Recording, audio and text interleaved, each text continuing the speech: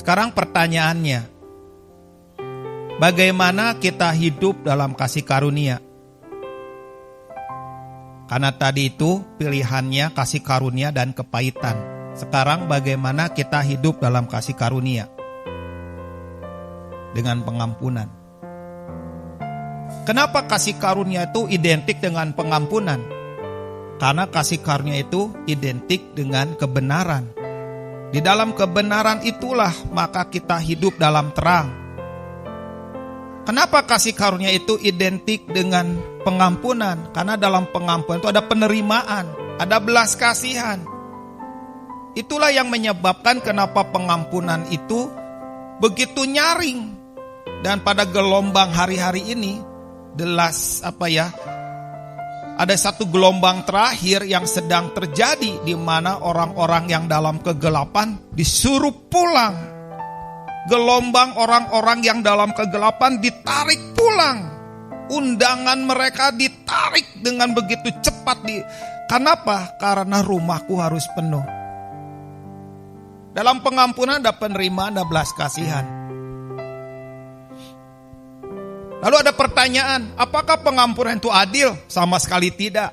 Pengampunan itu gak adil. Sama sekali tidak adil. Tetapi pengampunan itu bukan tentang keadilan atau belas dendam, tapi tentang kasih karunia. Ketika kita berdosa, apakah Tuhan melihat dosa kita lagi? Tidak. Tuhan tidak melihat dosa kita lagi. Dia lihat kayu salib di mana ada anaknya tergantung, terhukum, dan terkutuk karena kita. Setiap kita berkata, Tuhan ampuni saya, Tuhan berkata, sudah. Tuhan dosaku besar, aku minta ampun kepadamu, ampuni saya. Tuhan berkata, sudah ku ampuni.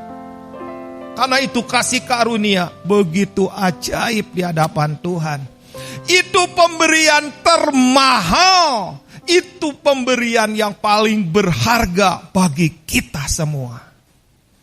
Itu harga pengampunan.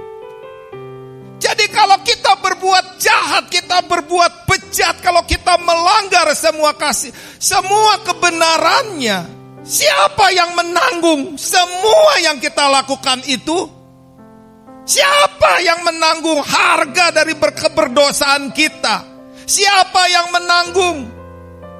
Kita yang harusnya mati, yang harusnya terhukum, siapa yang menanggung? Bapa Surgawi, dia berkata kepada anaknya, anakku, kau lihat seperti Abraham membawa anaknya di Gunung Moria. Seperti itu aku juga membawa engkau di kayu salib.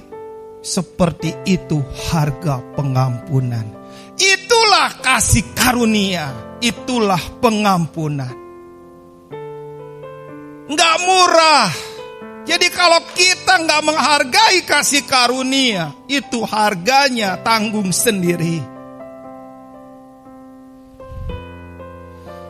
Pengampunan bukan berbicara tentang hal adil untuk dilakukan, tetapi hal benar untuk dilakukan.